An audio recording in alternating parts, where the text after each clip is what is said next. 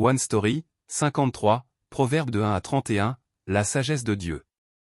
Les proverbes contiennent des enseignements sur la sagesse, la moralité et l'éthique, mais le but ou la conclusion des proverbes n'est pas de promouvoir une éthique, une moralité ou une sagesse pour bien vivre dans ce monde.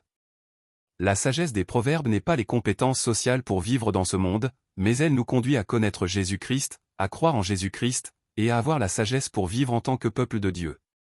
Les auteurs des proverbes sont Salomon, plusieurs hommes sages, Agur et la mère du roi Lemuel. Salomon apparaît dans l'Ancien Testament comme un modèle de la vie de Jésus-Christ à travers la sagesse et la construction du temple. Bien sûr, Salomon, représentant Jésus-Christ, n'est pas la personne de foi qui a abandonné Dieu après avoir construit le temple pour la richesse, l'honneur et les nombreuses femmes étrangères. Comme mentionné dans le One Story, le leçon 10, Isaac, personne n'a montré sa vie entière comme un modèle de Jésus-Christ. Seules les sections de la vie des personnages de l'Ancien Testament servent de modèle pour Jésus-Christ, et chaque section de leur vie est sculptée pour que nous puissions les associer et les présenter comme Jésus-Christ. C'est pourquoi Paul, qui était bien éduqué à la loi de l'Ancien Testament, a vu l'Ancien Testament à travers Jésus-Christ après l'avoir rencontré, et il a vu que l'ensemble de l'Ancien Testament était centré sur Jésus-Christ. La sagesse que Salomon a reçue de Dieu est semblable à celle d'Adam avant qu'il ne pêche et elle est un modèle de Jésus-Christ, qui est la véritable sagesse. Tout au long de l'histoire de l'Ancien Testament, Israël a connu sa période la plus prospère sous le règne de David et de Salomon. Le point culminant fut l'époque de Salomon, lorsque le temple que David n'avait pas pu construire a été achevé. Ainsi, la construction du temple accompli par Salomon n'était qu'un avant-goût de ce que Dieu réaliserait dans ce monde. Par conséquent, à travers les proverbes de Salomon, nous devons chercher la réalité véritable, Jésus-Christ, sans nous arrêter après avoir eu un simple aperçu. En effet, Jésus-Christ est venu comme le vrai temple. Entrons donc dans les proverbes. Proverbes, de qui à qui? Dans les proverbes, l'écrivain utilise l'expression « mon fils » adressée à son fils. Ce n'est pas seulement ce que Salomon ou la mère de Lemuel dit à leur fils, mais ce sont finalement les paroles que Dieu a données à ses enfants. Composition des proverbes. Il y a 31 chapitres dans le livre des proverbes. Si l'on divise les proverbes en deux parties, les chapitres de 1 à 9 parlent de la sagesse et de la méchanceté, tandis que les chapitres de 10 à 31 traitent de la vie de sel et de lumière de ceux qui possèdent cette sagesse. Le but des proverbes. Le livre des proverbes déclare clairement son but, pour acquérir la sagesse et l'instruction, pour comprendre les paroles de l'intelligence. Pour recevoir l'instruction sur le comportement prudent, faire ce qui est juste, équitable et droit, pour donner de la prudence à ceux qui sont simples, connaissance et discrétion aux jeunes. Premièrement, il est destiné à donner aux personnes insensées et jeunes prudence, connaissance et discrétion. Les personnes insensées et les jeunes dont la Bible parle, ce sont des personnes dans ce monde qui disent il n'y a pas de Dieu, qui ne reconnaissent pas Dieu, qui jouissent de leur vie, se réjouissent dans leur cœur et suivent les chemins qu'elles désirent et qu'elles peuvent voir. C'est comme le temps avant qu'Abraham ne soit appelé, lorsqu'il adorait des idoles dans la terre fertile de la Mésopotamie, ou le temps avant que Jacob ne rencontre Dieu, lorsqu'il s'amusait avec Rachel chez son oncle Laban, en fuyant son frère Ésaü, ou encore le temps où les Israélites avaient oublié l'alliance de Dieu et prospéraient en Égypte, le pays de l'abondance. Deuxièmement, les prudences, connaissances et discrétion dont ils ont besoin maintenant sont la sagesse, la discipline, et les paroles d'intelligence. Les paroles même prononcées à travers les proverbes et l'ensemble de l'Ancien et du Nouveau Testament sont destinées à connaître et comprendre Jésus-Christ. Ceux qui sont choisis par Dieu quitteront certainement la fertilité de la Mésopotamie, passeront par Ésaü et arriveront à Bethel, et quitteront l'abondance de l'Égypte. Dieu conduira sûrement ses enfants pour son nom. Troisièmement, les vies de ceux qui connaissent et réalisent Jésus-Christ, qui est la véritable sagesse à travers la parole de Dieu, sont disciplinés dans un comportement prudent et dans ce qui est juste, équitable et droit. Le contenu de cette discipline est le contenu des proverbes. Et le cœur de cette discipline est la crainte de Dieu. Nous devons reconnaître Dieu comme Dieu, et ce n'est que lorsque nous avons la grâce de reconnaître Dieu comme Dieu que nous découvrons Jésus-Christ. Ainsi, ceux qui ont trouvé Jésus-Christ, la véritable sagesse, et ceux qui ont été trouvés en lui auront davantage de connaissances en connaissant Dieu et acquerront les ressources nécessaires pour vivre en tant que peuple de Dieu. La réalité de la sagesse. La sagesse des proverbes est personnifiée et chantée dans les rues et les places publiques, élevant la voix et prenant la parole. La sagesse des proverbes était avec Dieu avant le commencement, a été instituée avant la terre, la mer, les sources et les montagnes, elle est devenue la créatrice et la joie de Dieu chaque jour quand Dieu créa toutes choses et posa les fondations de la terre, et se réjouissez toujours devant Dieu. La Bible proclame que Jésus-Christ existait avant le commencement et a créé toutes choses. Par conséquent, la sagesse révélée dans les Proverbes à travers le roi Salomon et Jésus-Christ, qui est la sagesse parfaite. Jésus-Christ, qui est la sagesse, dit aux insensés, aux arrogants et aux moqueurs, ceux qui aiment la folie, se réjouissent dans l'arrogance et haïssent la connaissance, d'écouter la réprimande de la sagesse et de se détourner. Le cri de Dieu à travers les prophètes de l'Ancien Testament se fait entendre ici. Il est dit qu'il révélera les paroles de sagesse en versant l'esprit de sagesse.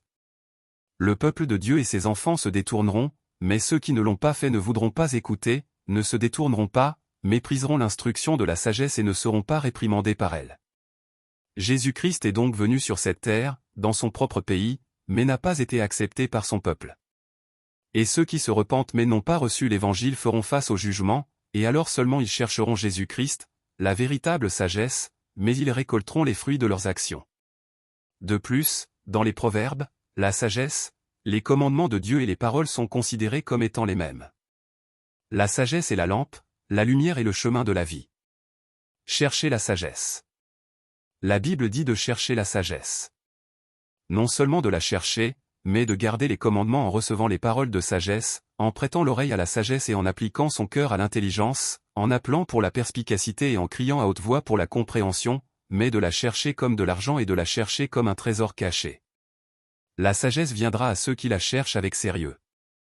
Car ceux qui peuvent chercher cette sagesse sont ceux qui sont choisis par Dieu. Si nous avons confiance en le Seigneur de tout notre cœur, sans nous appuyer sur notre propre compréhension, et que nous le reconnaissons en toutes choses, il guidera notre chemin.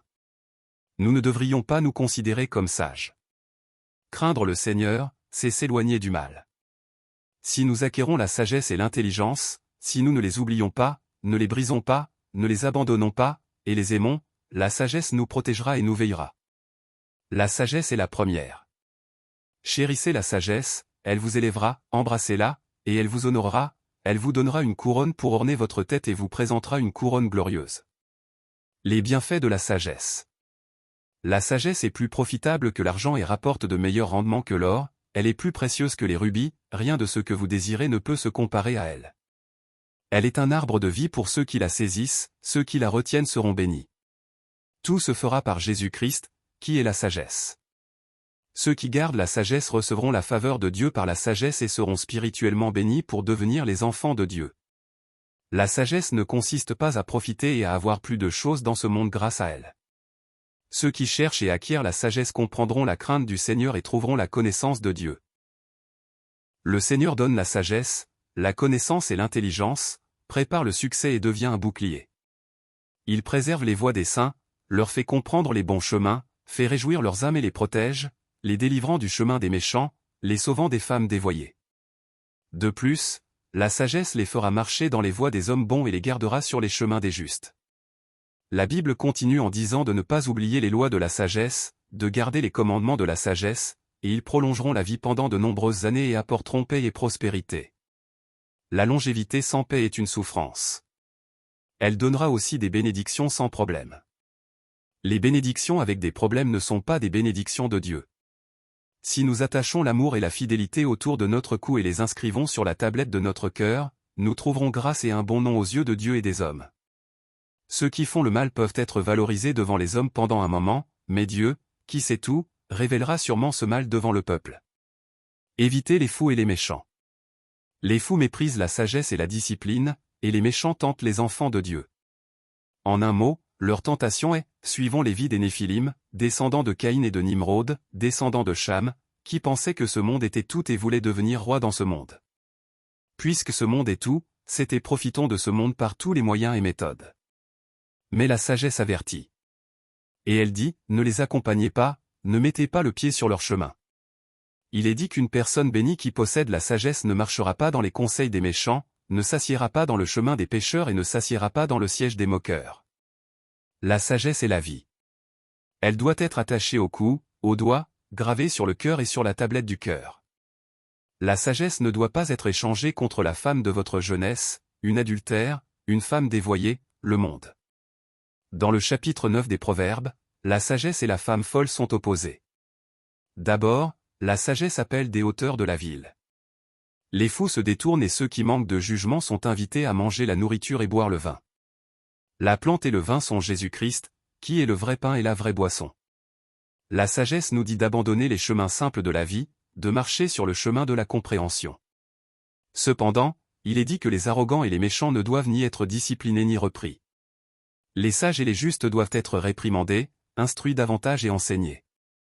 Cependant, une femme folle est aussi assise sur un lieu élevé dans la ville.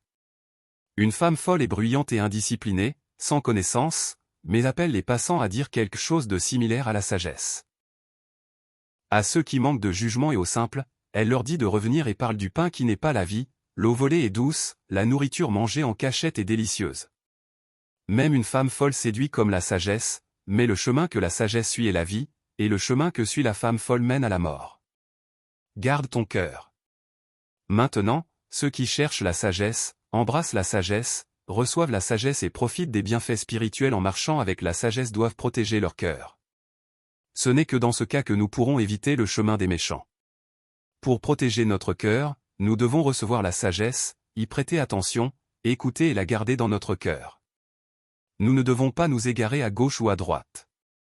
Ceux qui sont devenus enfants de Dieu ne devraient pas imiter cette génération, et en renouvelant notre cœur, nous devrions nous transformer et discerner ce qui est la volonté de Dieu, bonne, agréable et parfaite.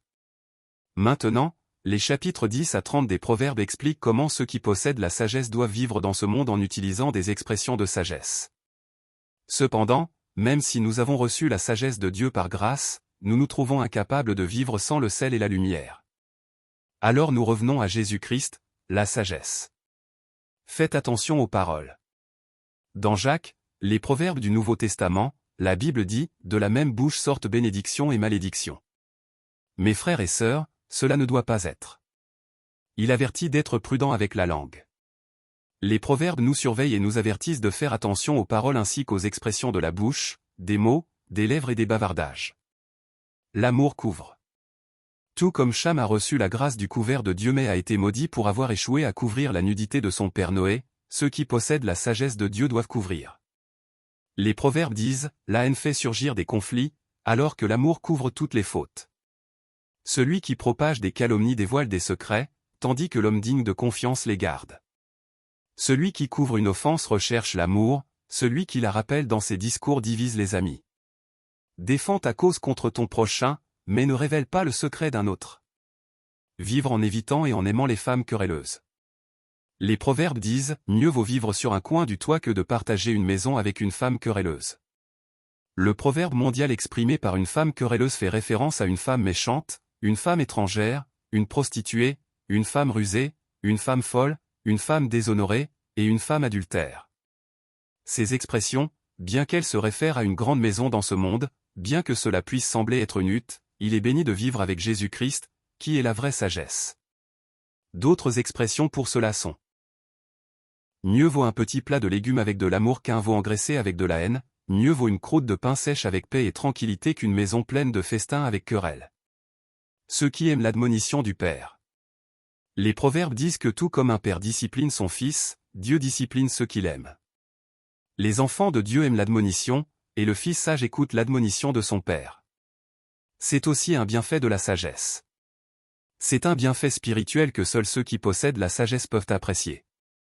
Suffisance dans le chapitre 30 des Proverbes. À la conclusion du livre des Proverbes, Agur, fils de Jaquet, dit que ceux qui ont reçu et compris la sagesse de Dieu et ceux qui ont embrassé la véritable sagesse devraient, éloigne de moi la fausseté et le mensonge, et ne me donne ni pauvreté ni richesse, mais accorde-moi le pain qui m'est nécessaire. Sinon je risquerais, une fois rassasié, de te renier et de dire, qui est l'Éternel? Ou, après avoir tout perdu, de voler et de m'en prendre au nom de mon Dieu. À propos des catégories. Une partie de leur vie, les gens qui craignent Dieu vivent dans ce monde avec la nourriture qu'ils ont besoin sans chercher les choses de ce monde, mais recherchant la gloire de Dieu. Agur dit aussi, la sangsue a 2 filles, donne. Donne. Crie-elle.